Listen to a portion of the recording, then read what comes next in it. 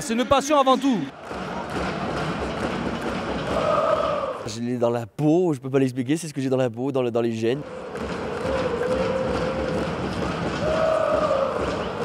Pour nous, on habite dans un paradis. Celui qui n'est pas content, qu'il aille voir ailleurs.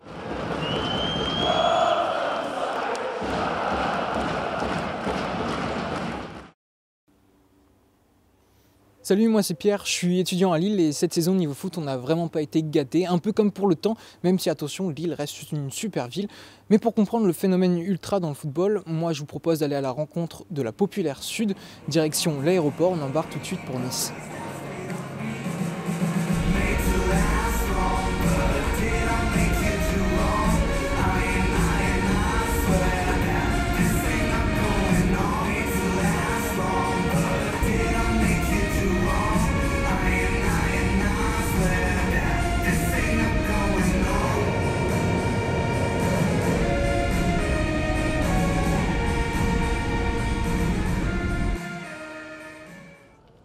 Nice, c'est d'abord une ville, située entre montagne et mer.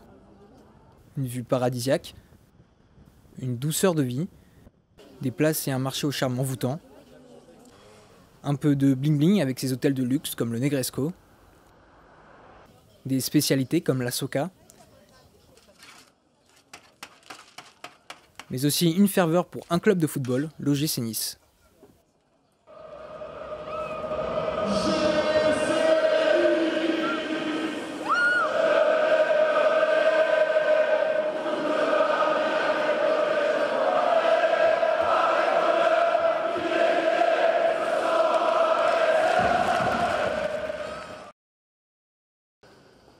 Pour comprendre cette passion, rendez-vous est donné en plein cœur de Nice, rue Arson, à la boutique de la Populaire Sud. Ce groupe rassemble les plus fervents supporters du gym, des ultras pour la plupart, un public qui aujourd'hui est considéré comme un des plus chauds de France. Leur devise « Honneur et fidélité » témoigne de leur passion pour le club azuréen. Créé en 1985 sous le nom de Brigade Sud, le groupe avait été dissous en 2010 avant de renaître sous ce nouveau nom. Greg en était à la fois le trésorier et le porte-parole. Membre du groupe Ultra depuis l'âge de 15 ans, il se souvient très bien de son premier match et de cette atmosphère brûlante que dégageaient les Ultras. Ce qui m'avait attiré le plus pendant le match, c'était de voir cette tribune, donc la Sud en particulier, où ça chantait tout le match, où ça bougeait, où ça insultait, où ça mettait une pression sur l'adversaire. Ça m'avait fasciné. Ouais. Et ce qui nous plaît, c'est une façon à part de voir le football, c'est pas d'être intimiste, solitaire, seul dans son coin, à payer une place à 50 € en latéral. Et nous, ce qui nous plaît, c'est d'être en groupe, c'est la solidarité, c'est de gueuler si on n'est pas content. Puis d'avoir cette vision populaire du football. Que quand dans une tribune, dans un groupe, les barrières sociales elles tombent, il n'y a pas de policiers, il n'y a pas d'avocats, il n'y a pas de chômeurs, il n'y a pas de malfrats, il n'y a que des gens qui sont là pour un groupe et qui en défendent les couleurs. C'est être dans un truc où tu es fier d'être niçois et tu le clames haut et fort. Ouais. Une revendication de leur identité qui se traduit par des chants, des maillots, des écharpes, des couleurs communes. Pendant le match, ces supporters fascinent, mais être ultra demande de l'engagement et du temps. Ça prend beaucoup de temps. L'arrière-plan, pour organiser un déplacement, il faut des gens qui démarchent des compagnies de bus, des compagnies d'avions, comme pour un tifo qui va durer 3 minutes, on va voir le résultat, mais oui, il faut créer l'argent pour acheter le matériel, il faut le réceptionner, il faut le contrôler. Quand il y a un tifo, il faut un plan de tribune et faire un dessin sur un plan, il y a tout un travail derrière, quoi. Et les gens ne s'imaginent pas ça, parce qu'on a vendu le football comme étant un simple jeu où des imbéciles courent derrière un ballon et qui gagnent de l'argent. Ce dimanche 29 janvier à 15 h, l'OGC Nice affronte Guingamp. 5 heures avant le coup d'envoi, les allées du stade sont vides, les tribunes fermées. Et pourtant, une quinzaine de personnes sont déjà présentes à l'intérieur de l'enceinte. Tous sont membres de la Populaire Sud. Pendant plus de 2 heures, ils installeront les tambours, les bâches, les drapeaux et les enceintes pour se réapproprier une tribune.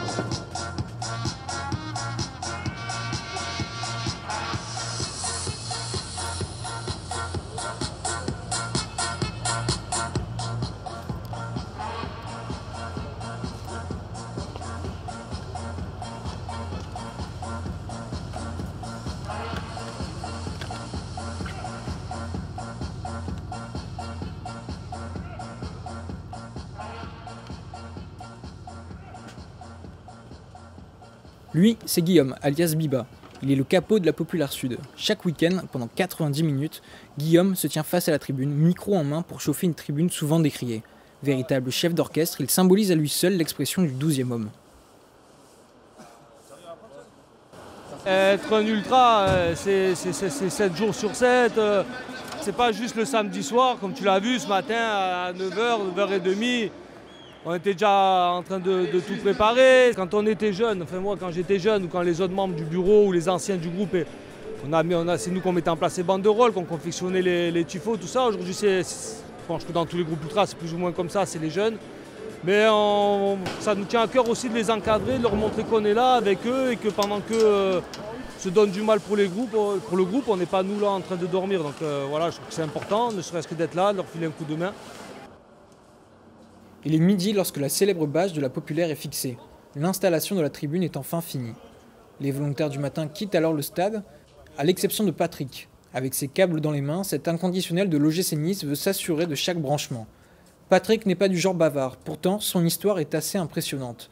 Fidèle depuis la première heure, il est celui qui est à l'origine du fameux logo de l'ex-Brigade Sud, une tête de mort ensanglantée et traversée par un poignard. Lui, c'est vraiment un ancien, un gars qui était là encore avant moi, qui est un peu plus âgé que moi, qui est quasiment à la fondation du groupe. Il a beaucoup de pinceaux, beaucoup de crayons, quoi. Il peut dessiner n'importe quoi vite fait, donc c'est sûr qu'il nous sert bien. Et c'est un gars qui a beaucoup d'humilité, que tu prends à part les jeunes qui le côtoient quand ils font les tifos, il y en a beaucoup qui ne le connaissent pas vraiment dans le groupe, mais c'est quelqu'un qui fait vraiment beaucoup pour le groupe sans demander rien en retour. Patrick restera encore pendant plus d'une heure seul à vérifier que les enceintes fonctionnent. Une habitude qui a fini par devenir son rituel d'avant-match, sentir l'ambiance et la pression monter à quelques heures du coup d'envoi.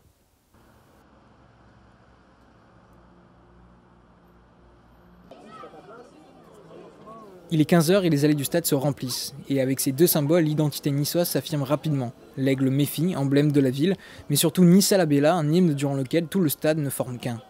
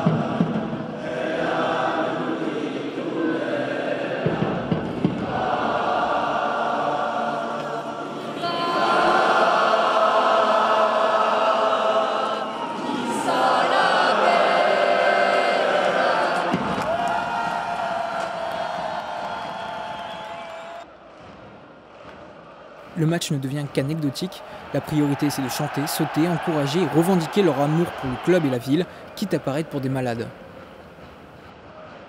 Qu'est-ce qu'il y aurait de différent moi, se pavaner devant un mec qui se présente aux élections présidentielles.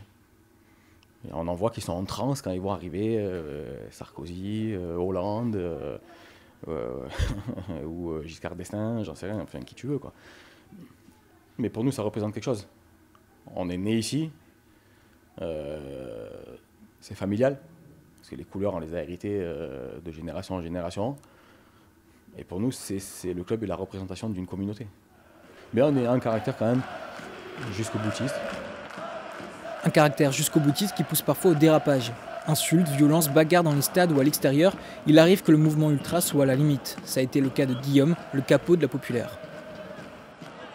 J'ai été interdit de stade, j'ai été interdit après Bastia où là j'ai fait la connerie de rentrer sur le terrain. Et je pense qu'ils m'attendaient à bras ouverts quand ils m'ont vu arriver sur le terrain. Voilà, j'ai été con et j'ai perdu, je suis tombé dans le panneau et ils m'ont eu, quoi. Dans ma vie de tous les jours, à part le stade, je ne pense pas être pire qu'un autre. Et donc ça crée pas mal de problèmes où on est considéré pas forcément comme un citoyen comme les autres quand on est ultra et encore plus à la tête d'un groupe.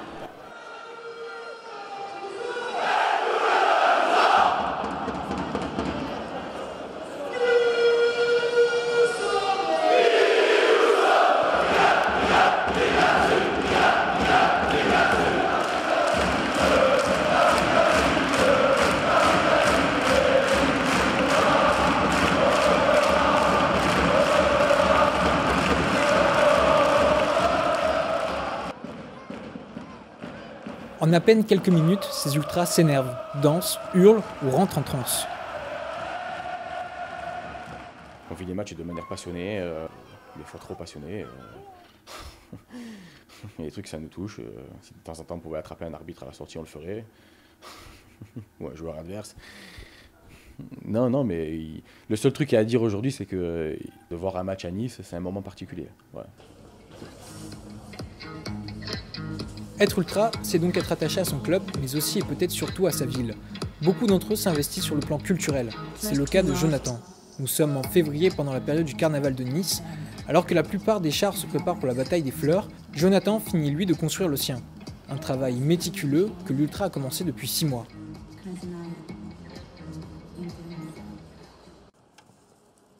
Il y a du bois, du polystyrène, de la ferraille, du tissu, du carton.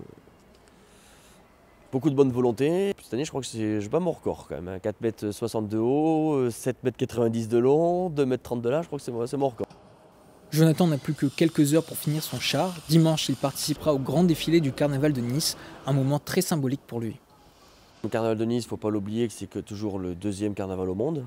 Il y a Rio, il y a Venise et puis il y a Nice. Entre Venise, même si Venise est un peu à part parce qu'il n'y a pas de défilé, mais c'est surtout un carnaval avec des tenues. C'est le gros symbole de Nice et c'est la grosse animation qu'il y a l'hiver à Nice.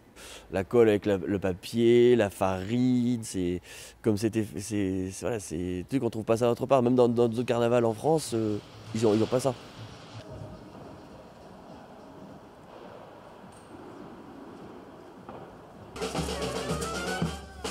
C'est à un carnaval de quartier que nous nous retrouvons, dans un tout autre accoutrement. Jonathan est venu mesurer l'ambiance, mais aussi couvrir l'événement pour sa toute nouvelle web radio, Parola Libre, une radio exclusivement niçoise. Via les réseaux sociaux, Jonathan retransmet en direct les traditions niçoises comme celle du paillassou, une marionnette que l'on jette avec un drap. Mais son fait d'armes, c'est encore par rapport au football, car chaque week-end, Jonathan peut commenter depuis la tribune de presse les matchs de l'OGC Nice, toujours en niçois. C'est pour me différencier des médias qui le font en français, c'est aussi surtout pour sauvegarder cette langue qui, si on ne fait rien pour, à force, finira par mourir. Mais commenter les matchs ne lui suffit pas, Jonathan souhaite faire de sa web radio un média, un pari osé lorsqu'on voit le temps que le bénévole accorde aux nouveaux contenus qu'il veut diffuser. On essaie de faire tout ce qui est le culturel pour l'instant, puisque tout ce qui est information locale, c'est plus compliqué à faire. On a aussi créé d'autres émissions de radio. Par exemple, tous les jours passent ce qu'on appelle les éphémérides, c'est-à-dire qu'on va raconter ce qui s'est passé ce jour-là, mais dans les années antérieures à Nice. La prochaine étape est de diffuser en podcast les cours de niçois qu'il assure. Comme un professeur, il enseigne la langue à une poignée d'élèves, un peu âgés, mais volontaires. Le mouvement ultra dépasse bien le cadre sportif. Déjanté et fou pour certains, passionné et fier pour d'autres, les ultras populaires sud font presque aujourd'hui partie du patrimoine niçois. Que Nice soit premier ou dernier, pour nous, c'est pareil. On sera toujours au stade. On a une fidélité insurmontable à ce niveau. Et c'est notre caractère, on ne va pas s'en défaire. Voilà, c'est comme ça. C'est comme ça et pas autrement. On est Nice, quoi. Voilà.